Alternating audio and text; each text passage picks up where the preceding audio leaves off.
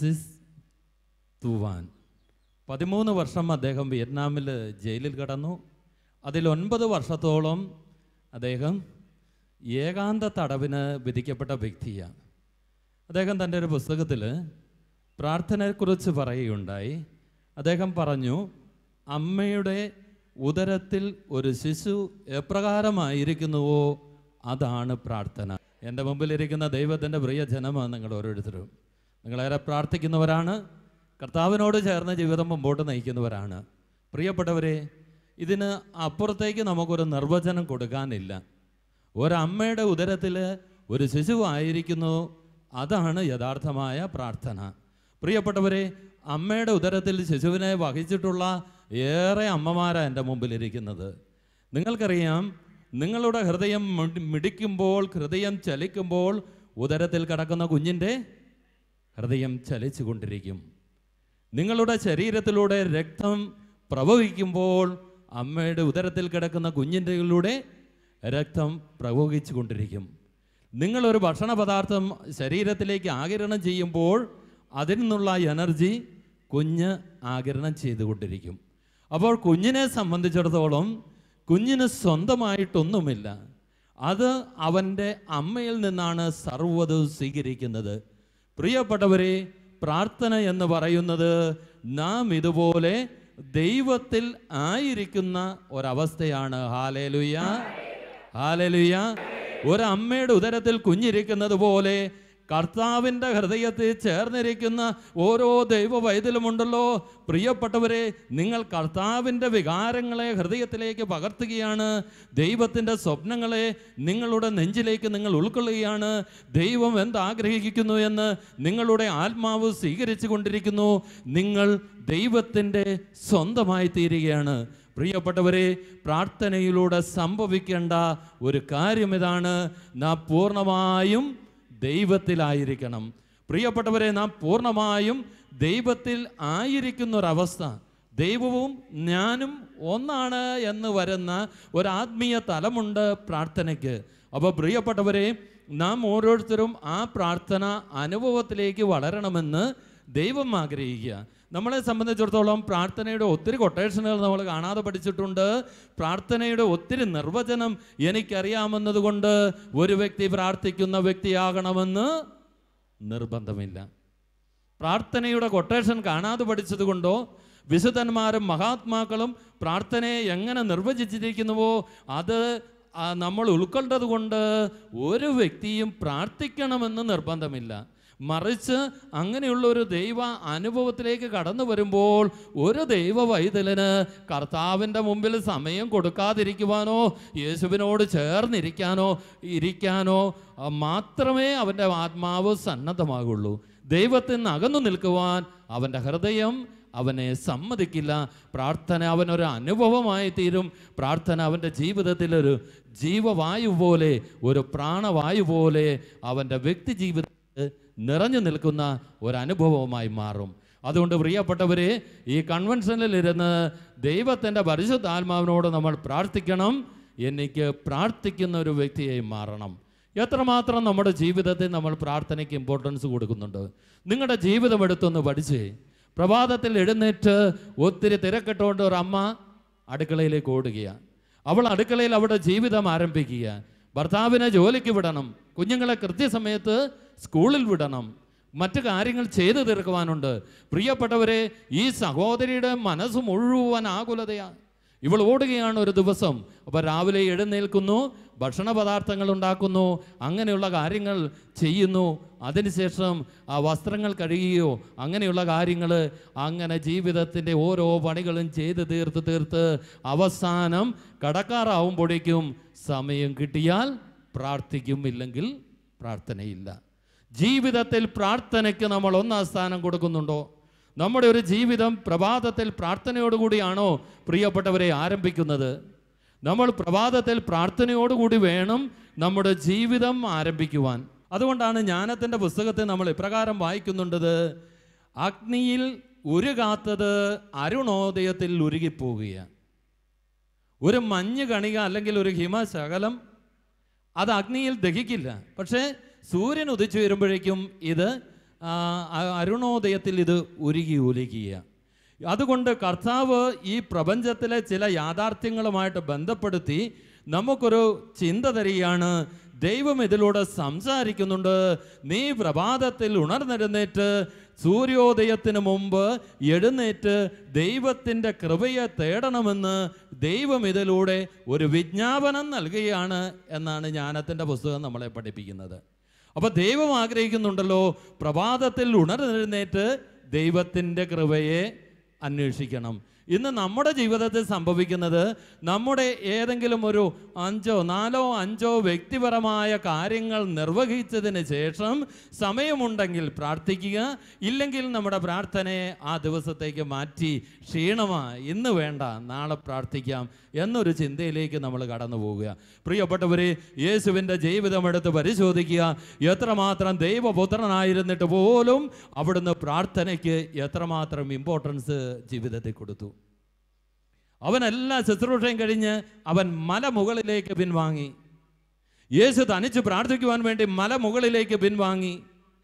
പ്രിയപ്പെട്ടവരെ, സുവിശേഷത്തിൻ്റെ അനേക ഏടുകളിൽ ദൈവത്തിൻ്റെ പരിശുദ്ധാത്മാവ് യേശു ചെയ്യുന്ന പ്രവൃത്തികളെക്കുറിച്ച് വ്യക്തമാക്കുമ്പോൾ വളരെ വ്യക്തമായിട്ട് പരിശുദ്ധാത്മാവ് പഠിപ്പിക്കുന്ന ഒരു കാര്യമുണ്ട്. അവൻ പ്രാർത്ഥിക്കുവാൻ വേണ്ടി ഏകാന്തതയിൽ പ്രാർത്ഥിക്കുവാൻ അവൻ തനിയെ മലമുകളിലേക്ക് പിൻവാങ്ങി. അവൻ ശിഷ്യന്മാരെ മറുകരയിലേക്ക് പറഞ്ഞു വിട്ടിട്ട് അവൻ പ്രാർത്ഥിക്കാൻ മലമുകളിലേക്ക് പോയി. അപ്പോൾ യേശു ജീവിതത്തിൽ നിരന്തരമായ ഒരു പ്രാർത്ഥനയുടെ ക്രമം യേശുവിൻ്റെ ജീവിതത്തിലുണ്ടായിരുന്നു.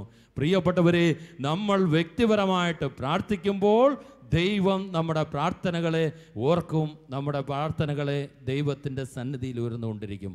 ഇന്ന് പലപ്പോഴും നമുക്ക് ക്രമമായൊരു പ്രാർത്ഥനയുണ്ടോ? പ്രിയപ്പെട്ടവരെ, ഞാനിത് പറയുമ്പോൾ നമ്മൾ ചെല്ലുന്ന ജപമാലയല്ല ഉദ്ദേശിക്കുക, നമ്മൾ ചെല്ലുന്ന നൊവേനകളെ അല്ല. പ്രിയപ്പെട്ടവരെ, അതൊക്കെ നല്ലത് തന്നെ, അതൊക്കെ ഏറ്റവും ഗൗരവമുള്ളത് തന്നെ. പക്ഷേ ഇതിനൊക്കെ അപ്പുറമുണ്ടല്ലോ, യേശുവിൻ്റെ അടുത്ത് വ്യക്തിപരമായിട്ട് അവൻ്റെ മാറോട് നിങ്ങൾ ചേർന്നിരിക്കുന്ന ഒരു മണിക്കൂറെങ്കിലും നമ്മുടെ ജീവിതത്തിലുണ്ടോ? ഒരു മണിക്കൂറെങ്കിലും അവനോടൊപ്പം ഒന്ന് ഉണർന്നിരിക്കുവാൻ നമുക്ക് സാധിക്കുന്നുണ്ടോ?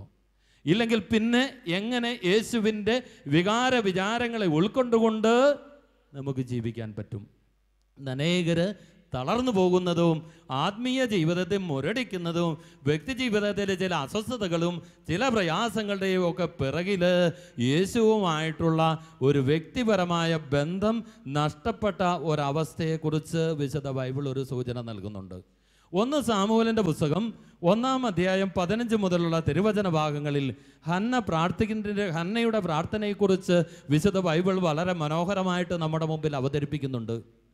പ്രിയപ്പെട്ടവരെ, എൽക്കാനയുടെ ഭാര്യയായിരുന്ന ഹന്ന, അവിടെ ഹൃദയത്തിൽ ഒരു നൊമ്പരമുണ്ട്, അവിടെ മനസ്സിലൊരു ദുഃഖമുണ്ട്, അവിടെ ഹൃദയത്തിൽ ഒരു വേദനയുണ്ട്.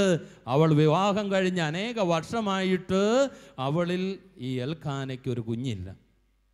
അതിൻ്റെതായ അസ്വസ്ഥത അവരുടെ കുടുംബജീവിതത്തിൽ സംഭവിക്കുന്നുണ്ട്. അവർ ശീലോയിൽ കർത്താവിനെ ബലിയർപ്പിക്കുവാൻ ജെറുസലേമിലേക്ക് പോകുമ്പോൾ, പ്രിയപ്പെട്ടവരെ, ആണ്ടിലൊരിക്കലുള്ള ബലി അർപ്പിക്കുവാൻ വേണ്ടി എൽക്കാനയും ഭാര്യയും പോകുമ്പോൾ ചില പ്രശ്നങ്ങളും അസ്വസ്ഥതകളും ഒക്കെ ഉണ്ടായി. നല്ല ഭർത്താവ് എൽക്കാന അവളെ ചേർത്ത് പിടിച്ച് ആശ്വസിപ്പിച്ചു. പക്ഷേ അവിടെ ഹൃദയത്തിലെ നൊമ്പരം മാറിയില്ല, അവിടെ മുഖത്തിൻ്റെ മ്ലാനഭാവം മാറിയില്ല. അവൾ വലിയ ഹൃദയവേദയോടെ ദേവാലയത്തിൽ പ്രാർത്ഥിക്കുവാൻ ചെന്നു. അവൾ അവിടെ ഇരുന്ന് പ്രാർത്ഥിക്കുക. ഏലി പുരോഹിതൻ വാതിൽപ്പടിയിൽ ഇരിപ്പുണ്ട്. ആ പുരോഹിതൻ അവളെ തന്നെ ശ്രദ്ധിച്ചു കൊണ്ടിരുന്നു. പുരോഹിതൻ ആത്മകഥ ചെയ്തു, ഇവൾ എന്തുകൊണ്ടാണ് ഈ പ്രഭാതത്തെ തന്നെ കുടിച്ച് ഉന്മത്തയായിട്ട് ഈ ദേവാലയത്തിൽ വന്നിരിക്കുക?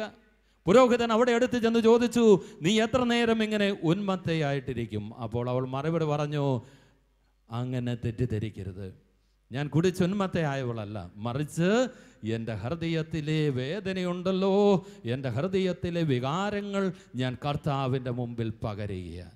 പ്രിയപ്പെട്ടവരെ, പ്രാർത്ഥനയിൽ സംഭവിക്കേണ്ട ഒരു കാര്യമുണ്ട്. നിൻ്റെ ഹൃദയം നീ കർത്താവിന് പകരണം, നിൻ്റെ ഹൃദയത്തെ നീ കർത്താവിന് കൊടുക്കണം. പ്രിയപ്പെട്ടവരെ, ഹന്ന പറഞ്ഞു, ഇതാ എൻ്റെ ദൈവത്തിൻ്റെ സന്നിധിയിലേക്ക് ഞാൻ എൻ്റെ ഹൃദയം പകരുകയാണ്. ഞാൻ വലിയ ഹൃദയവത അനുഭവിക്കുന്നവളാണ്, എൻ്റെ ഹൃദയത്തിൽ ദുഃഖമുണ്ട്, സങ്കടമുണ്ട്.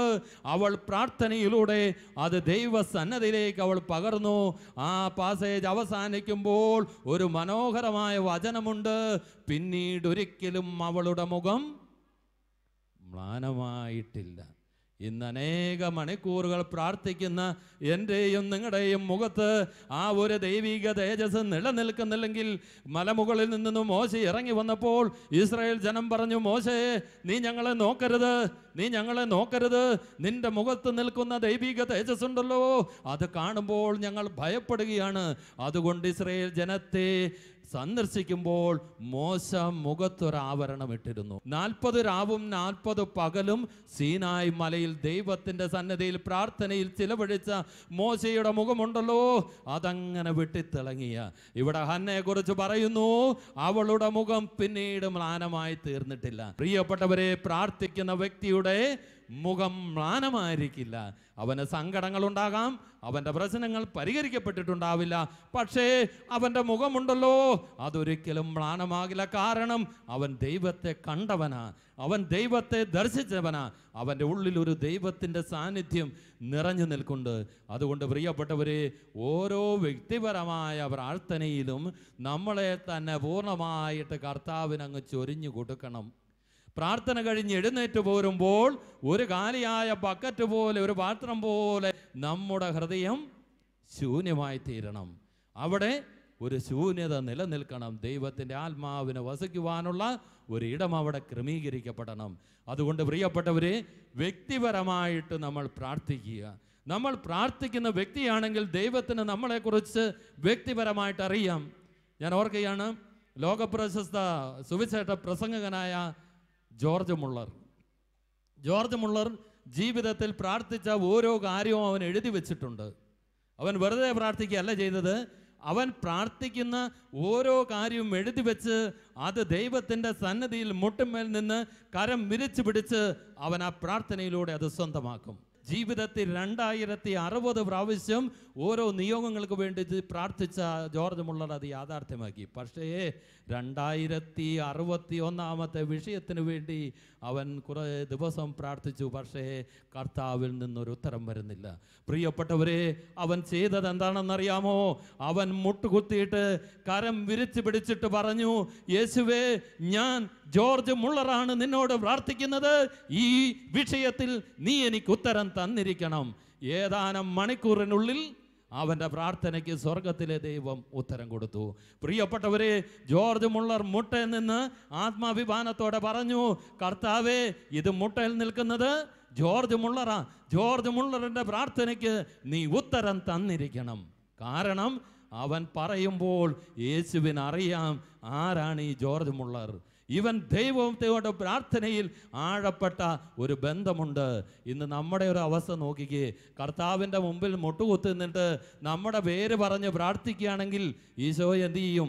നമ്മുടെയൊക്കെ ട്രഷറിയിൽ അല്ലെങ്കിൽ നമ്മുടെയൊക്കെ വില്ലേജ് ഓഫീസിൽ ചെന്ന് 14 വർഷത്തേക്കുള്ള കുടിക്കടം എടുക്കാൻ നമ്മളൊരു അപേക്ഷ കൊടുക്കാറുണ്ട് അല്ലേ? ഈ കുടിക്കടം കിടക്കാനുള്ള അപേക്ഷ കൊടുക്കുമ്പോൾ അവരൊരു തിരച്ചിൽ ഫീസ് മേടിക്കും.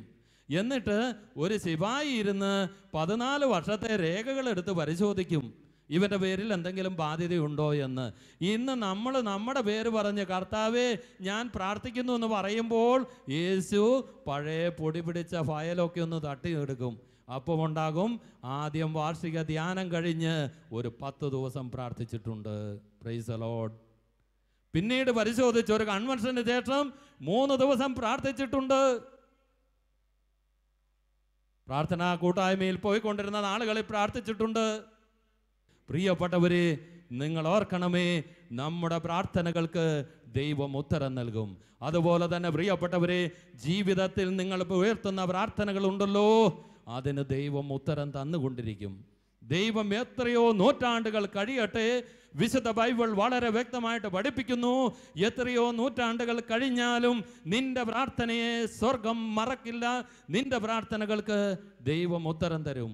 Hallelujah, hallelujah, hallelujah. പ്രിയപ്പെട്ടവരെ, പുറപ്പാടിൻ്റെ പുസ്തകം 33-ാം അധ്യായം 18-ാം തിരുവചനത്തിൽ മോശ ദൈവത്തോടൊരു പ്രാർത്ഥന നടത്തുന്നുണ്ട്.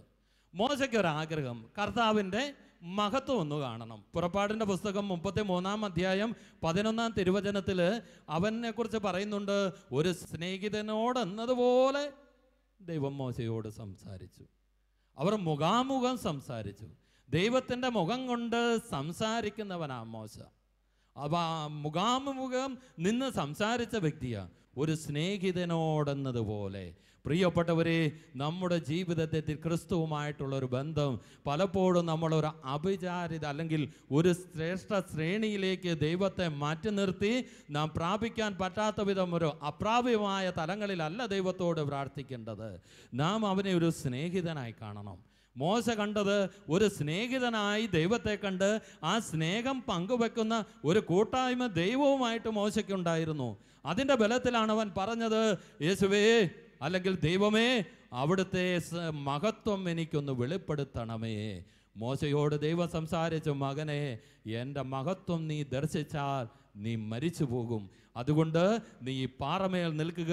ഞാൻ നിൻ്റെ മുമ്പിലൂടെ കടന്നു പോകുമ്പോൾ എൻ്റെ കരം കൊണ്ട് നിന്നെ മറയ്ക്കും. ഞാൻ കടന്നു കഴിയുമ്പോൾ എൻ്റെ പിൻഭാഗം ഒന്ന് കാണാം. പ്രിയപ്പെട്ടവരെ, നിങ്ങൾ ഓർക്കണമേ, ഈ പ്രാർത്ഥന പ്രാർത്ഥിച്ചത് മോശ എത്രയോ വർഷങ്ങളുടെ പിറകിലാണ്. എത്രയോ വർഷങ്ങൾക്ക് മുമ്പിലാണ് മോശ ഈ ഒരു പ്രാർത്ഥന സ്വർഗത്തിലേക്ക് ഉയർത്തിയത്. പ്രിയപ്പെട്ടവരെ, ഈ പ്രാർത്ഥനയ്ക്ക് ദൈവം ഉത്തരം കൊടുത്തു. ദൈവത്തിൻ്റെ മഹത്വം മോശയുടെ മുമ്പിൽ വെളിപ്പെട്ടു. എവിടെയാണെന്നറിയാമോ?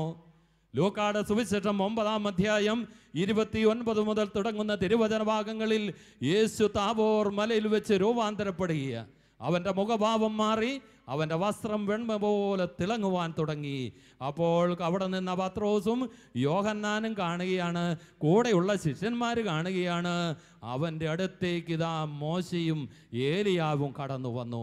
പ്രിയപ്പെട്ടവരെ, ലൂക്കായുടെ സുവിശേഷം 29-ാം അധ്യായം 31-ാം തിരുവചനം പറയുന്നു, അവൻ്റെ മഹത്വം അവരുടെ മുമ്പിൽ വെളിപ്പെട്ടു. നിങ്ങൾ ഓർക്കണമേ, നമ്മൾ പ്രാർത്ഥിക്കുന്ന ഓരോ കാര്യവും ദൈവം നമ്മുടെ ജീവിതത്തിൽ സമയത്തിൻ്റെ പൂർണ്ണതയിൽ ചെയ്തുകൊണ്ടിരിക്കും. ഞാൻ മറ്റൊരു സംഭവം ഓർക്കുന്നു.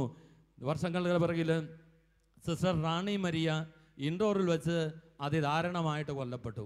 ആ കാലയളവിൽ ഷാലോം ടൈംസിൻ്റെ എഡിറ്റോറിയൽ ബെനിസാർ ഒരു ലേഖനം എഴുതി. ഈ മരണം ഒത്തിരി വേദനാജനകമാണ്. കർത്താവിൻ്റെ പ്രിയപ്പെട്ടവരുടെ മരണം അവിടത്തേക്ക് അമൂല്യമാണെന്നുള്ള സങ്കീർത്തന വചനം ഉദ്ധരിച്ചുകൊണ്ട് ഒരു ലേഖനം എഴുതി, ഒരു എഡിറ്റോറിയൽ എഴുതി. അതിൽ ബെനിസാർ വളരെ വ്യക്തമായിട്ട് എഴുതി, ഇവിടെ നമ്മൾ ചെയ്യേണ്ടത്, നമ്മൾ ഇതിനു വേണ്ടി പ്രതികരിക്കല്ല ചെയ്യേണ്ടത്, മറിച്ച് ആ വ്യക്തിയുടെ സമീന്ദർ സിംഗിൻ്റെ മാനസാന്തരത്തിന് വേണ്ടി കേരള സഭ പ്രാർത്ഥിക്കേണ്ടിയിരിക്കുന്നു, വിശ്വാസികൾ പ്രാർത്ഥിക്കേണ്ടിയിരിക്കുന്നു. പ്രിയപ്പെട്ടവരെ, ഒരുപക്ഷെ എൻ്റെ മുമ്പിലിരിക്കുന്ന ഈ സമൂഹത്തിലുള്ള നിങ്ങളിൽ ചിലരെങ്കിലും ആ എഡിറ്റോറിയൽ വായിച്ചിട്ട് ആ മനുഷ്യൻ്റെ മാനസാന്തരത്തിന് വേണ്ടി പ്രാർത്ഥിച്ചിട്ടവരുണ്ട്. ഇവിടെ ഇരിക്കുന്ന ഒരു ചിലരെങ്കിലും പ്രാർത്ഥിച്ചിട്ടുണ്ട്. പ്രാർത്ഥിച്ച നിങ്ങൾ പ്രാർത്ഥന മറന്നുപോയി. പക്ഷേ വർഷങ്ങൾക്ക് മുമ്പുണ്ടല്ലോ പ്രിയപ്പെട്ടവരെ, ഈ സമീന്ദർ സംഘം മാനസാന്തരപ്പെട്ട് പുല്ലുവഴിയിലുള്ള ആ സിസ്റ്ററിൻ്റെ വീട്ടിൽ വന്നു അമ്മയുടെ അടുത്ത് മാപ്പ് ചോദിച്ചു, അമ്മയെ കെട്ടിപ്പിടിച്ചു, ആ അമ്മ വാരി കൊടുത്ത ഭക്ഷണം കഴിച്ചു. പ്രിയപ്പെട്ടവരെ, ദൈവം പ്രാർത്ഥനകൾ മറക്കുന്ന ദൈവമല്ല, മറിച്ച് നിന്റെ കണ്ണുനീരിൻ്റെ പ്രാർത്ഥനയുടെ മുമ്പിൽ ഇറങ്ങി വരുന്നൊരു ദൈവമുണ്ട്. ആ ദൈവത്തോടാണ് പ്രിയപ്പെട്ടവരെ നമ്മൾ പ്രാർത്ഥിക്കുന്നത്. ആ ദൈവത്തെയാണ് നമ്മൾ വിളിച്ച് പ്രാർത്ഥിക്കുന്നത്. ആ ദൈവമാണ് നമ്മെ വ്യക്തിപരമായിട്ട് ചേർന്നിരുന്ന് പ്രാർത്ഥിക്കുവാനായി നമ്മളെ വിളിക്കുന്നത്. അതുകൊണ്ട് പ്രിയപ്പെട്ടവരെ, നാം ഓർക്കണമേ, ഒരു വ്യക്തിയുടെ പ്രാർത്ഥന പോലും പാഴായി പോകുന്നില്ല. പക്ഷേ ഒന്നോർക്കണമേ, ദൈവം എന്നെ ഓർക്കുവാൻ തക്കവണ്ണം ഞാൻ ദൈവത്തിൻ്റെ സാന്നിധ്യത്തിൻ്റെ മുമ്പിൽ ഇരുന്ന് കൊടുക്കുന്നുണ്ടോ? നമ്മൾ കർത്താവിൻ്റെ സാന്നിധ്യത്തിൻ്റെ മുമ്പിൽ ഇരുന്ന് കൊടുക്കണം. അപ്പോഴാണ് ദൈവം നമ്മുടെ ജീവിതത്തിൽ ഇടപെടാനായിട്ട് തുടങ്ങുക, ദൈവം നമ്മുടെ ജീവിതത്തിൽ പ്രവർത്തിക്കാനായിട്ട് തുടങ്ങുക. അതുകൊണ്ടാണ് വാൻ പറഞ്ഞത്, നീ അമ്മയുമായിട്ടുള്ളൊരു പൊക്കിൾക്കൊടി ബന്ധം പോലെ നിന്റെ ദൈവവുമായിട്ട് പ്രാർത്ഥന എന്ന പൊക്കിൾക്കൊടിയിലൂടെ നീയുമായിട്ടൊരു ബന്ധം സ്ഥാപിക്കണം. അങ്ങനെ നമ്മൾ ചേർന്നിരുന്ന് പ്രാർത്ഥിക്കുമ്പോഴാണ് ദൈവം നമ്മുടെ ജീവിതത്തിൽ ഇടപെടുകയും ദൈവം നമ്മുടെ ജീവിതത്തെക്കുറിച്ചുള്ള ഈ കാലഘട്ടങ്ങളെക്കുറിച്ചുള്ള വെളിപാടുകളും ദർശനങ്ങളും പ്രിയപ്പെട്ടവരെ നമ്മുടെ ജീവിതത്തിലേക്ക് തരുന്നത്. അപ്പോൾ താബോർ മലയിൽ വെച്ച് ആ മഹത്വം അവരുടെ മുമ്പിൽ വെളിപ്പെട്ടു. അപ്പോൾ ദൈവം പറയുന്നൊരു കാര്യമുണ്ട്, പ്രാർത്ഥനയിലൂടെ നീ എത്തി നിൽക്കേണ്ടത് ദൈവ സാന്നിധ്യത്തിലേക്കാണ്, ദൈവത്തിൻ്റെ സാന്നിധ്യത്തിലേക്ക്. അവിടെ ഒരു സ്നേഹബന്ധമാണ്, ഒരു കൂട്ടായ്മയുടെ ബന്ധം. എല്ലാം അറിയുന്ന, എന്നെ മനസ്സിലാക്കുന്ന, എന്നെ ഞാൻ ആയിരിക്കുന്ന അവസ്ഥയിൽ പൂർണ്ണമായും ഉൾക്കൊള്ളുന്ന എൻ്റെ തമ്പുരാൻ, അവനോട് ചേർന്ന് ജീവിതത്തെ കൊടുക്കേണ്ട ഒരു സമയമാണ്. പ്രിയപ്പെട്ടവരെ, അവിടെ വെച്ച് യേശു നമ്മളെ രൂപാന്തരപ്പെടുത്തിക്കൊണ്ടിരിക്കും. ഇങ്ങനെയുള്ള പ്രാർത്ഥനകളാണ് വ്യക്തികളുടെ ജീവിതത്തെ രൂപാന്തരപ്പെടുത്തുന്നത്. ഇങ്ങനെയുള്ള പ്രാർത്ഥനകളാണ് വ്യക്തിയുടെ ജീവിതത്തിൽ വലിയ മാറ്റങ്ങൾ കൊണ്ടുവരുന്നത്. ഇങ്ങനെ പ്രാർത്ഥിച്ച വ്യക്തികളെക്കുറിച്ചാണ് ലോകം പറഞ്ഞത്, ഇതാ ലോകത്തെ കീഴ്മേൽ മറിക്കുന്നവർ ഇവിടെയും എത്തിയിരിക്കുന്നു. പ്രിയപ്പെട്ടവരെ, നാം എന്തിനു വേണ്ടിയാണ് പ്രാർത്ഥിക്കേണ്ടത്? നമ്മൾ അതിനെക്കുറിച്ച് ഗൗരവമായിട്ട് ചിന്തിച്ചിട്ടുണ്ടോ? പലപ്പോഴും നമ്മൾ എന്തിനു വേണ്ടിയാണ് പ്രാർത്ഥിക്കുന്നത്? നമ്മുടെ രോഗം മാറണം, കുടുംബത്തിൽ സമാധാനം ഉണ്ടാകണം, കുഞ്ഞുങ്ങളുടെ ഭാവി മനോഹരമായിരിക്കണം, ഇതൊക്കെ നല്ലത് തന്നെ. പക്ഷേ യേശു നിർബന്ധമായിട്ടും പ്രാർത്ഥിക്കുവാൻ പറയുന്ന ചില കാര്യങ്ങളുണ്ട്. സുഖലോലുപത, ദ്രവ്യാസക്തി, ഇത് ഒരു കെണി പോലെ നിങ്ങളുടെ ജീവിതത്തിൽ വന്നു ഭവിച്ച് നിങ്ങളുടെ മനസ്സ് ദുർബലമാകാതെ ഇരിക്കുവാൻ, സംഭവിക്കാനിരിക്കുന്നവയിൽ നിന്നെല്ലാം രക്ഷപ്പെട്ട് മനുഷ്യപുത്രൻ്റെ മുമ്പിൽ നിൽക്കുവാനുള്ള കരുത്ത് ലഭിക്കാൻ നിങ്ങൾ പ്രാർത്ഥിക്കുവിൻ. അപ്പോൾ നാം പ്രാർത്ഥിക്കേണ്ടത് എന്താണ്? ജീവിത വ്യഗ്രത, സുഖലോലുപത, ദ്രവ്യാസക്തി, ഇവ ഒരു കെണി പോലെ. വിശുദ്ധ ബൈബിൾ പറയാണ്, നീ അതിലെ അടിമത്തത്തിലേക്ക് പോകുമ്പോൾ കുഞ്ഞേ, അതൊരു കെണിയാണ്, അതൊരു കെണിയാണ്. കെണിയുടെ പ്രത്യേകത നമുക്കറിയാം. കെണിയാണെന്ന് അറിയുമെങ്കിൽ ആരെങ്കിലും അതിൻ്റെ അകത്ത് പോയി തലവെച്ച് കൊടുക്കുമോ? ഒരിക്കലുമില്ല. കെണിയുടെ പ്രത്യേകത അകപ്പെട്ടെന്ന വ്യക്തി മാത്രമേ അറിയുള്ളൂ അതൊരു കെണി ആയിരുന്നെന്ന്, അല്ലെങ്കിൽ ഒരിക്കലും അവൻ അറിയാൽ അതൊരു കെണിയായിരുന്നു. അപ്പം ഇതൊക്കെ ഒരു കെണി പോലെ നിന്റെ ജീവിതത്തിൽ സംഭവിക്കും. സംഭവിക്കാനിരിക്കുന്ന ഇവയിൽ നിന്നെല്ലാം രക്ഷപ്പെട്ട് മനുഷ്യപുത്രൻ്റെ മുമ്പിൽ നിൽക്കുവാനുള്ള കരുത്ത് ലഭിക്കാൻ പ്രാർത്ഥിക്കുക. അപ്പോൾ പ്രാർത്ഥനയിൽ സംഭവിക്കേണ്ട ഒരു കാര്യം, ആത്മാവിൻ്റെ കരുത്ത് സ്വന്തമാക്കുന്ന ഒരു സമയമായിരിക്കണം പ്രാർത്ഥന. ഈശോ മറ്റൊരു കാര്യത്തിന് വേണ്ടി പ്രാർത്ഥിക്കാൻ പറയുന്നുണ്ട്. അതിതാണ് യേശു ഓർമ്മപ്പെടുത്തുക. വിളവിൻ്റെ നാഥനോട് നിങ്ങൾ പ്രാർത്ഥിക്കണം. എന്തിനു വേണ്ടി? വിളഭൂമിയിലേക്ക് അനേകരെ അയക്കാൻ. അപ്പം നമ്മുടെ പ്രാർത്ഥനയിൽ നിശ്ചയമായിട്ടുണ്ടായിരിക്കേണ്ട ഒരു കാര്യമാണ് മധ്യസ്ഥം പ്രാർത്ഥിക്കണം. നമ്മൾ ലോകം മുഴുവന് വേണ്ടി പ്രാർത്ഥിക്കണം. പ്രിയപ്പെട്ടവരെ, യേശു പറയുന്നു, ഈ വിളഭൂമി ഉണ്ടല്ലോ, ഈ ലോകമുണ്ടല്ലോ, ഇത് മുഴുവൻ ഇതിങ്ങനെ വിളഞ്ഞ് പാകമായി കിടക്കുക. കൊയ്ത്തിന് ആളില്ല. വിളഭൂമിയിലേക്ക് ആളെ അയക്കണം. അതിനുവേണ്ടി നമ്മൾ പ്രാർത്ഥിക്കണം. പ്രിയപ്പെട്ടവരെ, അടുത്ത ലൂക്കായുടെ സുവിശേഷത്തിൽ യേശു മറ്റൊരു കാര്യം പഠിപ്പിക്കുന്നു. അവൻ ഒരു കല്ലേറ് ദൂരം മുമ്പോട്ട് മാറി പ്രാർത്ഥിച്ചു. നീ ഒരു കുടുംബനാഥനാണോ? നീ ഒരു കുടുംബനാഥയാണോ? നീ ഒരു ശുശ്രൂഷകനാണോ? നീ ഒരു കല്ലേറ് ദൂരം മുമ്പോട്ട് മാറി പ്രാർത്ഥിക്കണം. നമ്മുടെ മക്കളെക്കുറിച്ച് വേദനയുണ്ട്, പരാതിയുണ്ട്. ദൈവം ചോദിക്കും, ഒരു കുടുംബത്തിൻ്റെ നാഥയായി നിന്നെ ഞാൻ ഉത്തരവാദിത്തം ഏൽപ്പിച്ച് അഭിഷേകം ചെയ്ത് കുടുംബ ജീവിതത്തിലേക്ക് വട്ടു. നീ ഒരു കല്ലേറ് ദൂരം പോയി നിന്റെ കുടുംബത്തിന് വേണ്ടി പ്രാർത്ഥിക്കുന്നുണ്ടോ? ദൈവം ചില ദൗത്യങ്ങൾക്ക് വേണ്ടി വിളിച്ചു, അഭിഷേകം ചെയ്തു, ചില വിളി നൽകി അനുഗ്രഹിച്ചു. നീ ഒരു കല്ലേറ് ദൂരം മുമ്പിലുണ്ടോ പ്രാർത്ഥനയിൽ? ഒരു കല്ലേറ് ദൂരം മുമ്പല്ലെങ്കിൽ ഈ സമൂഹത്തെ നിനക്ക് നയിക്കാൻ പറ്റില്ല. നിന്റെ കുടുംബത്തെ ദൈവിക വഴികളിലൂടെ കൊണ്ടുപോകാൻ പറ്റില്ല നിനക്ക്. നീ ഒരു കല്ലേറ് ദൂരം എപ്പോഴും പ്രാർത്ഥനയിൽ മുമ്പിലുണ്ടായിരിക്കണം. ദാനിയേലിൻ്റെ പുസ്തകം 10 നമ്മൾ വായിക്കുന്നുണ്ട്. ദാനിയേലേ, നീ ദൈവത്തെക്കുറിച്ച് അറിയാൻ വേണ്ടി നിന്നെ തന്നെ എളിമപ്പെടുത്തി നീ പ്രാർത്ഥിക്കുവാൻ തുടങ്ങിയപ്പോൾ നിന്റെ പ്രാർത്ഥന ദൈവത്തിന് മുമ്പിൽ സ്വീകാര്യതയായി. നമ്മൾ വ്യക്തിപരമായിട്ട് പ്രാർത്ഥിക്കണം.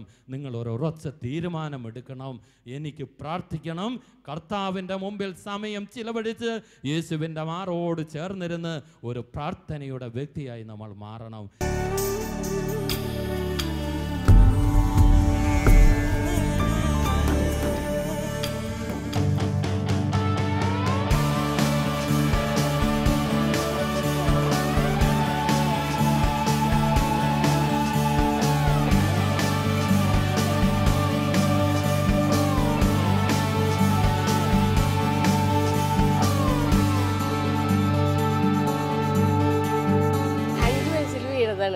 അപ്പോൾ എൻ്റെ വലത്തെ കൈ ഒടിഞ്ഞ് പ്ലാസ്റ്റർ ഇട്ടതിൽ തെറ്റി. ഡോക്ടർമാരുടെ അശ്രദ്ധ കൊണ്ട് വന്നു പെട്ടതാണ്. അപ്പോൾ അങ്ങനെ ആയപ്പോൾ പിന്നെ എനിക്ക് പുറത്തിറങ്ങാനോ എല്ലാ ആവശ്യങ്ങൾക്ക് പോകാനോ ഒക്കെ ഭയങ്കര നാണക്കേടാണ്. എല്ലാവരും കാണും, എൻ്റെ കൈ കാണാനുണ്ട്. ഇപ്പോഴും അങ്ങനെ തന്നെയായിരുന്നു. ഇപ്പോൾ ഇവിടെ വന്ന് ഈ പ്രാർത്ഥനയിൽ വന്നു കഴിഞ്ഞപ്പോൾ എനിക്ക് ആ അപകർഷതാബോധം എന്നിൽ നിന്നും പോയി. ഞാൻ എല്ലാവരുടെ അടുത്തും കൂളായിട്ട് പെരുമാറി. എൻ്റെ കൈ കാണുന്നതുകൊണ്ട് എനിക്കൊരു വിഷമം തോന്നണില്ല. അങ്ങനെയൊക്കെ ഉണ്ടായിരുന്നു. അപ്പോൾ അതിന് ഞാൻ യേശുവിനോട് കൂടുതലായിട്ട് നന്ദി പറയുന്നു. സ്വസ്ത്രം ശാലോം ടിവിക്കും നന്ദി പറയുന്നു. കാരണം അവരിതൂടെ വന്നുകൊണ്ടല്ലേ എൻ്റെ അപകർഷതാബോധം പോയത്. ഞാൻ ആദ്യ ദിവസം തന്നെ ഇവിടെ ധ്യാനത്തിന് അച്ഛൻ ക്ഷമയുടെ ക്ലാസ് എടുത്തപ്പോൾ എന്നെ വേദനിപ്പിച്ചവരോട് എനിക്ക് ക്ഷമിക്കാനുണ്ടായിരുന്നു. ആ മേഖല എനിക്ക് അച്ഛൻ്റെ ക്ലാസ്സിലൂടെ എനിക്ക് വെളിപ്പെട്ട് കിട്ടുകയും എൻ്റെ തലയുടെ ഈ വശം ഭയങ്കര കഠിന വേദനയായിരുന്നു. ആ കഠിന വേദന ആ അച്ഛൻ്റെ ക്ലാസ്സിലൂടെയും അടുത്ത സ്തുതിപ്പിലൂടെയും എനിക്ക് സുഖപ്പെട്ടു.